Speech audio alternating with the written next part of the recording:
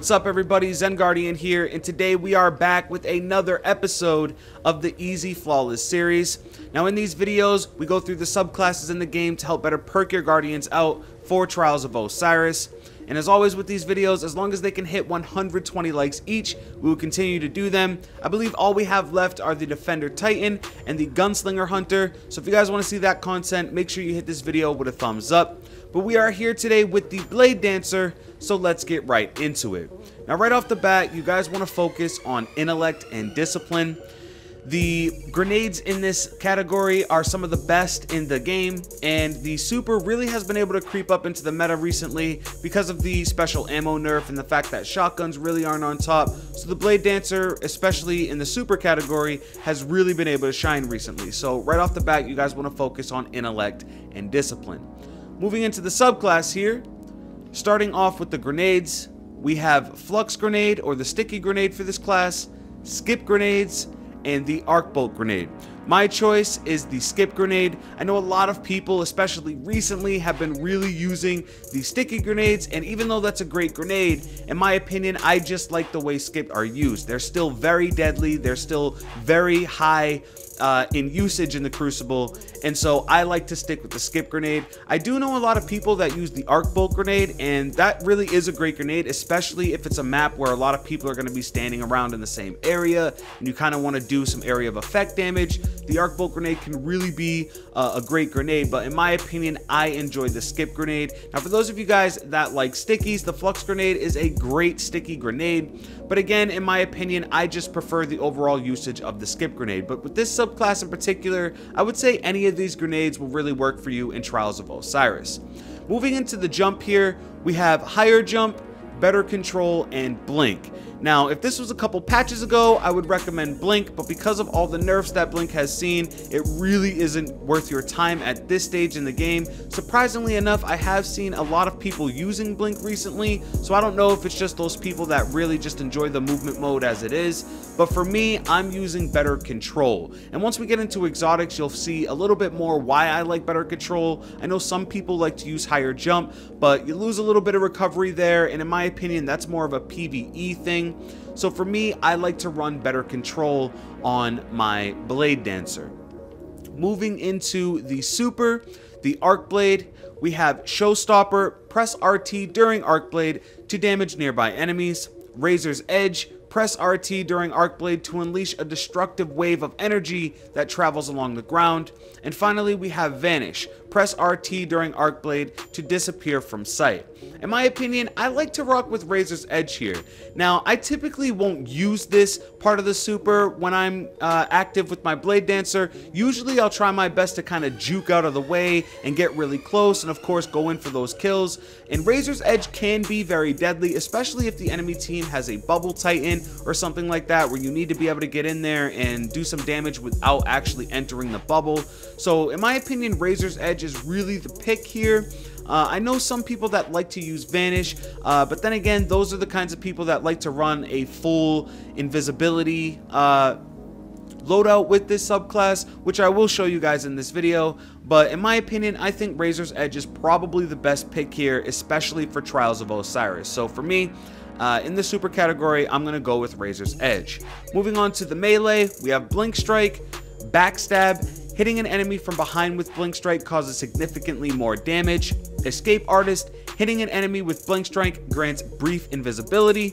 And Fast Twitch reduces the cooldown of Blink Strike. Now in my opinion, especially with all the invisibility that the Bladedancer can have and some of the other things, I like to use Backstab because it really can come in clutch. And even to this day, Bungie has not been able to figure out the glitch where this will actually proc if you're from the side of a Guardian, or even sometimes very rarely from the front.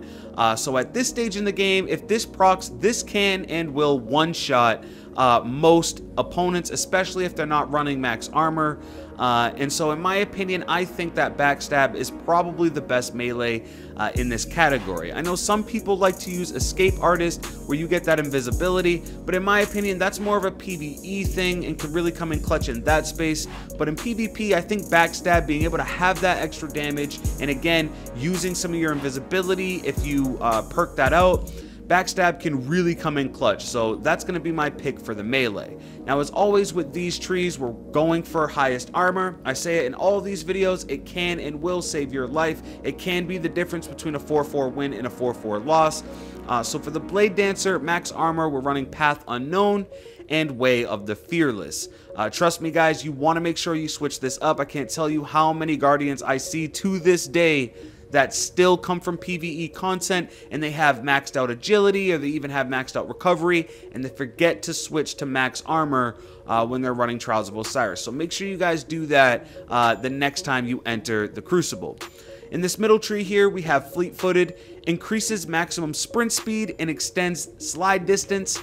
Quick Draw, weapons ready quickly, and Shadowjack increases the duration of invisibility effects. Now, the obvious choice for most people here will be Quick Draw. Being able to swap to your weapons, especially now that we have this sidearm meta in place, Quick Draw can really come in clutch. Now, a lot of sidearms actually roll with this, and so if you have a sidearm that rolls with this, or you have a secondary that rolls with Quick Draw, it might not be something that you want to waste this perk in, because these other two perks are actually really good. I know a lot of people that use Fleet-Footed, and again, for those people that like to run that invisibility build, Shadowjack is an absolute must. So if you already have weapons or a weapon that you like to swap to and it already has Quick Draw, then I would say switch out of Quick Draw and run Fleet-Footed. I don't typically run Shadowjack or any invisibility stuff in the Crucible. Again, I know some people that do, but for me, I run Quick Draw almost exclusively. So that's going to be my pick for this tree. And finally, moving into this last tree, we have Encore. Killing an enemy with Arc Blade extends Arc Blade's duration and increases its damage for a short time. Stalker, gain invisibility after crouching in place for a short time. And Hungering Blade, kills with Arc Blade and Blink Strike immediately regenerate health. Now, in my opinion, of course, for Trials of Osiris, we're going to be running Hungering Blade. Again, I know a lot of people that like to run Stalker and run that invisibility build, but that is just something that I don't value very highly, especially in Trials of Osiris. It really isn't about going off the radar for too long, because again, if you're facing a regular person, they're going to be able to see you. So unless you're using that radar ability to your advantage, in my opinion, I think that going invisible in Trials is almost useless. But then you have Encore, which is a good perk, and I would recommend it basically if this was year one. But seeing as players are a lot smarter and, you know, there's just not a lot of kills to go around with this perk active, it's not going to extend it very long, and you're not really going to see the benefit of it in Trials of Osiris. You may see it in Control, you may see it in Mayhem, but in Trials of Osiris, where you only have 3 kills on the board, maybe 4 with a self-res, Encore really isn't going to do it for you. So you want to make sure that you're running Hungering Blade. It will save your life, especially because of how close up and personal Arc Blade is as a super. You want to make sure that you're getting as much health back for each kill. So that's going to basically be the subclass loadout for the Blade Dancer and Trials of Osiris. Now, if you guys did want to run a invisibility build, I would swap skip grenades out for the stickies. Then, of course, I would run Escape Artist. Shadowjack is a must, and then Stalker.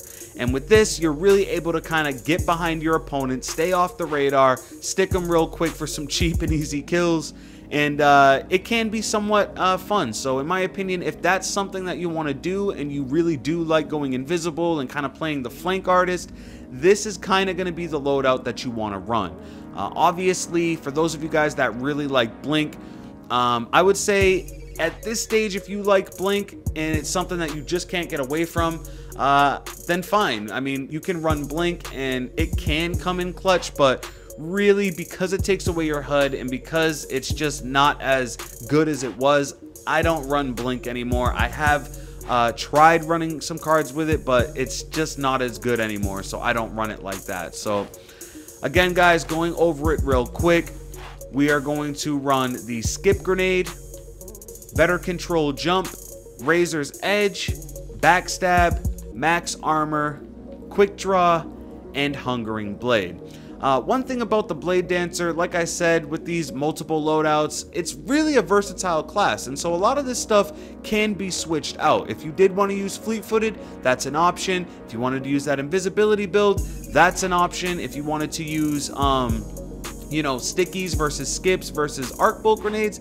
Any of those grenades are an option. So really, this is a very versatile class, especially at this stage in the meta. And again, I've seen a lot more Blade Dancers coming up in Trials of Osiris, which is really a good thing for the class. So overall, this is going to be what the loadout looks like.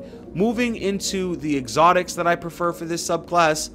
Now, for me, I'm always going to run my Shinobu's Vow, because I like to run those skip grenades. But if you're someone who really doesn't like to run those skip grenades, I would run the Tarantella. Now you guys see here I have the Bones of EAO, which can really come in clutch when you have that increased control and that double jump. You get to now have that triple jump, and it really can come in clutch. And I know some people, kind of similar to Shade Step with the Night Stalker, where they very much rely on Bones of EAO across the board for their hunter. And even though it's a great strat and it's a great exotic to use, I like to kind of perk more highly into the subclass itself and work with exotics that harmonize very well with the subclass. So that would be the Tarantella, where you get reduced arc damage from minions of the darkness, arc grenades, and arc blade recharge faster. So you're getting your grenades faster, you're getting your super faster. It just makes Blade a lot better of a subclass. And then of course Shinobu's Vow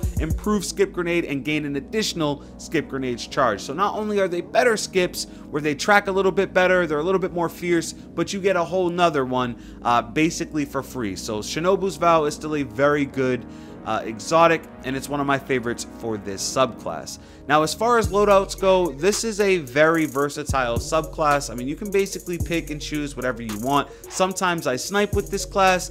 A lot of the times I'll run my Iron Wreath, which you guys can see here actually rolls with Zen Moment and Quick Draw. I love this little guy.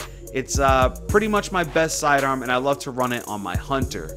But you guys can see here I've got my Mida up front, which is one of those weapons that I really like to use when I'm running my Blade Dancer for whatever reason, and that's kind of just how it goes. So that's basically everything that I wanted to say about this subclass. Again, 120 likes and we will continue to do these videos. We only have 2 left, so make sure you drop a like down below. And if you're new, make sure you guys subscribe, and I'll catch you guys in the next video. And I'm out. Peace.